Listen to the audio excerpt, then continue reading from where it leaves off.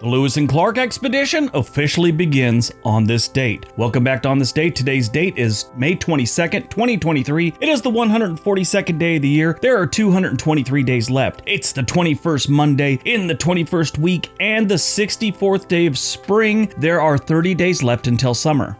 Today is National Craft Distillery Day. National Craft Distillery Day is celebrated annually on May 22nd. It raises a toast to the unique and new brews created by small batch distilleries. All right, let's see what else May 22nd has given us. 1804, the Lewis and Clark expedition officially begins as the Corps of Discovery departs from St. Charles, Missouri. Kind of talked about this a year ago or so, but they were supposed to have this really good movie about it. I think Spielberg and Tom Hanks were involved, and then they fell out of it, and then all these weird things were going on with it. It was like back in 2016, they actually started putting effort into that movie. I forget all the exact details, but it was going to be one of those HBO miniseries, and I guess after the pandemic, they started working on it, and they decided the script was too broad, meaning it just covered way too much, and they had to condense it a little bit. I'd heard one person say that if they wanted to make it an effective miniseries, it would have to be like a 12-hour movie, and it's only supposed to be six episodes of an hour. So they had to rewrite the whole thing, and I guess that's what they're in the middle of doing right now, but it still has Casey Affleck attached to it, Edward Norton, Brad Pitt, and Tom Hanks. I've always found that to be a very interesting story. No, I've told this before, but when I first moved to Oregon, I was like watching cable or something, and PBS had Lewis and Clark story. They were doing their little documentary thing on it. And I'd just been commenting to my wife that I never knew it was going to rain this much when we moved up there. I knew there was rain in Oregon. I just didn't know it just continued day after day after day after day. If it wasn't raining, it was definitely drizzling. But I'm watching this series, and one of the notes when Lewis and Clark made it to Oregon, they had a journal going, and one of them said, "It has rained straight for 7 months. We could get nothing done. Everything we have is soaked." I was like, yeah, fitting. Hopefully they'll get that series going. I would love to watch it. I'd love to be in it. Brad Pitt, Tom Hanks, if you're listening, I'd love to narrate parts of it. 1807, a grand jury indicts former Vice President of the United States, Aaron Burr, on charges of treason. Now, this is back when treason just wasn't a catchphrase that they used whenever some politician is doing something they don't like. 1849, future U.S. President Abraham Lincoln is issued a patent for an invention to lift boats, making him the only U.S. president ever to hold a patent. 1856, Congressman Preston Brooks of South Carolina severely beat Senator Charles Sumner of Massachusetts with a cane in the hall of the United States Senate for a speech Sumner made regarding Southerners and slavery.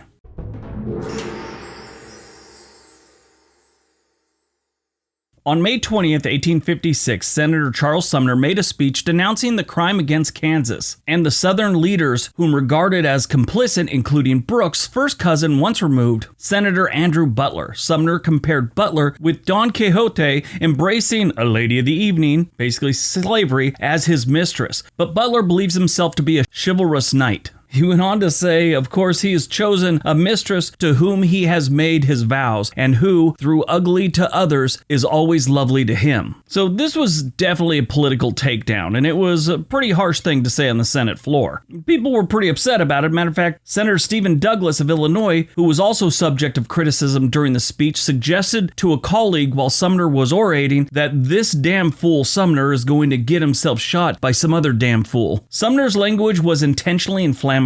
Southerners often claimed that abolition would lead to intermarriages and race mixing. Their conspiracy was that they wanted to end slavery so these people in the North could marry the slaves. Now, Brooks had had enough of this and thought of challenging Sumner to a duel. He consulted with other representatives from South Carolina on dueling etiquette. And yes, there is etiquette to dueling. One of them that I found amazing was you could only be in equal social standings. So a man living in poverty could not challenge a rich person to a duel, or vice versa.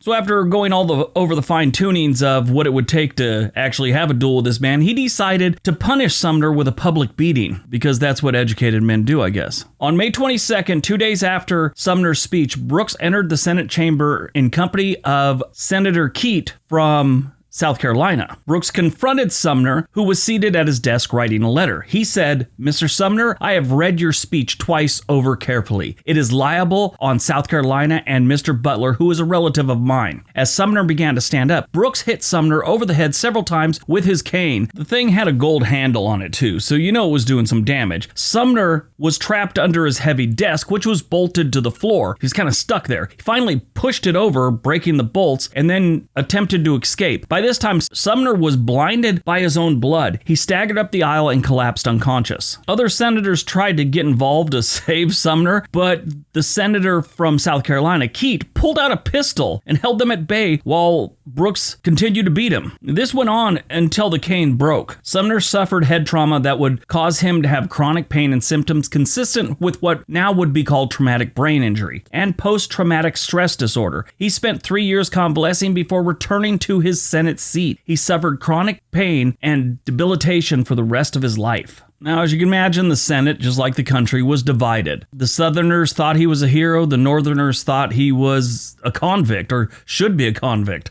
He was actually challenged to a duel by another senator, and he backed out, which was humiliating for him. The humiliation didn't last long. He died unexpectedly of a violent attack of croup on January 27th, 1857. There was like that, but at the rate the U.S. government works, he would have had to live probably another 5 years before he would have faced trial, I'm sure. 1947, during the Cold War, the Truman Doctrine goes into effect, aiding Turkey and Greece. 1960, the Great Chilean Earthquake, measuring 9.5 on the moment magnitude scale, hits southern Chile, becoming the most powerful earthquake ever recorded.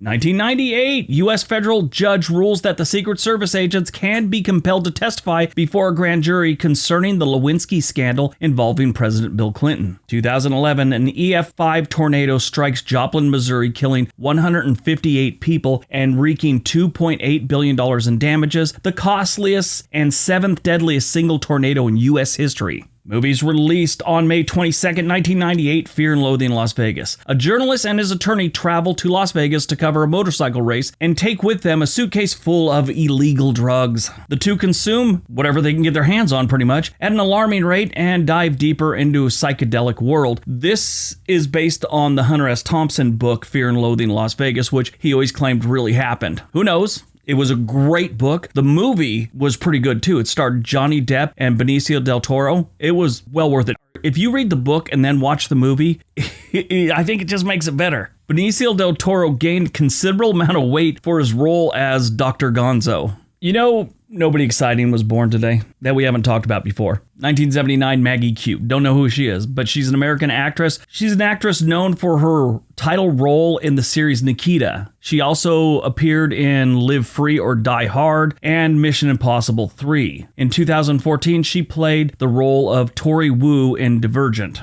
Died on May 22nd, 1802, Martha Washington, the first American First Lady who was wife to President George Washington. Her husband used her wealth to triple the size of Mount Vernon and acquire land and slaves. Yeah, Martha Washington came from money. She is the first American woman to be featured on a postage stamp in the United States. Her image was first printed on stamps in 1902. Martha Washington died on May 22nd, 1802, 3 years after her husband. She had never been in the best health, they said, but she definitely got worse after his death.